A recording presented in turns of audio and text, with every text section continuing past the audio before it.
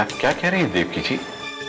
आपको ज्ञात भी है कि पुरोहित परिवार पर इसकी क्या प्रतिक्रिया होगी? राधा कृष्ण को चिरंतन युगल माना गया है। उनकी मूर्ति की स्थापना केवल विवाहित जोड़ा ही कर सकता है। गुरुजी, देव बाबू की पत्नी नहीं है। उचित यही होगा देव बाबू कि आप अकेले ही पूजा आरंभ करें। देव बाबू बिना पत्नी के यह स्थापना नहीं कर सकते हैं। चलो मेरे साथ चलो। पर कहाँ? विद्या निकेतन आश्रम। वहां मठ का कार्य चल रहा है ना बेटा? जन्माष्टमी के अवसर पर उसका उद्घाटन होने को है। राधे राधे। राधे राधे, सुखी रहो सुखी रहो। बाबूजी, मुझे बहुत खुशी हो रही है कि आप दोनों जन्माष्टमी के महोत्सव पर मदद करने वाले हैं। इस बार जन्माष्टमी उत्सव पर कोई चूक रही नहीं जाएगी। जन्माष्टमी के दिन कान्हा के बाल गोपाल रूप की पूजा की जाती है, इसलिए उन्हें झूले में ही सजाया जाता है। देवी, आपने कान्हा जन्म का उत्सव देखा है? देखा है ना, बहुत सुंदर होता है। झांकी बनती है, गाना बजाना होता है, फिर रोहिणी नक्षत्र के शुभ मुहूर्त में कान्हा को झूले में भी बिठाया जाता है। हमारे मठ में भी बिल्कुल ऐसे ही होता है। शास्त्री जी, सेवक ने अभी बताया कि पुरोहित परिवार के सदस्य आ गए।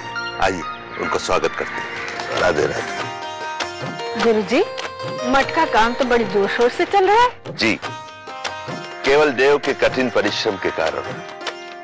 सतबहन जी, आपका पोता किसी अनमोल रत्न से कम नहीं।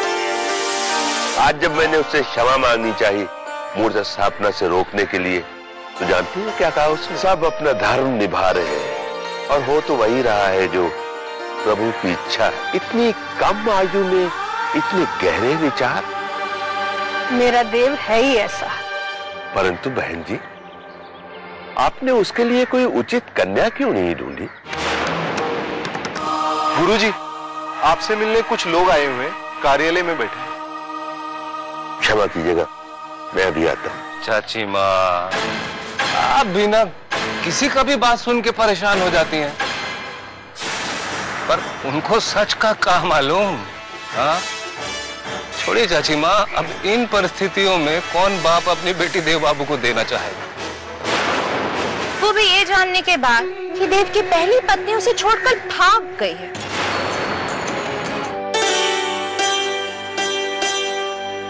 देवकी जी, आपने जो कहा था उचित है। देव बाबू का राधिका से विवाह हो जाना उत्तम रहेगा। आप नहीं जानते जी, मुझे कितनी प्रसन्नता हो रही है। सब कान्हा की कृपा है। बस एक चिंता है मुझे। वो क्या जी? देव बाबू का परिवार एक राजपुरोहित का परिवार है, परंतु राधिका, उसकी कुल और जाति का किसी को ज्ञान नहीं।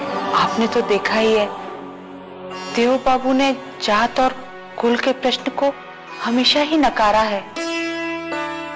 उनके सामने प्रस्ताव रखिए, फिर देखते हैं क्या होता है। अगर वो हाँ कह देते हैं तो दो जीवन फिर से जीना शुरू कर देंगे। आप ठीक कह रही हैं देवकी जी। पर एक बात का ध्यान रखिएगा जी। जी? इस विषय में कोई भी बात अम्मा जी से मत करिएगा। कहा नहीं बताए का है अम्मा को? कुछ महिलाएं आई थी जन्माष्टमी उत्सव की तैयारियों के लिए आपको बुलाने के लिए, तो इन्होंने मना कर दिया कि आप वहां जाएंगी और आपकी तबीयत खराब हो जाएगी। तो ये बोल रहे थे कि अम्मा जी को बताएंगे ही नहीं। शास्त्री जी, आइए, अंदर आइए। माँ जी, मैं जो बात कहने जा रहा हूँ, संभव है कि वो आपको अनुचित प्रतीत हो। इस कारण आपको उसे अस्वीकार करने का पूर्ण अधिकार है। आप साफ साफ बोल सकते हैं, आप क्या कहना चाहते हैं? मैं यहाँ देव बाबू के लिए अपनी पुत्री राधिका का विवाह प्रस्ताव लेकर प्रस्तुत हुआ हूँ।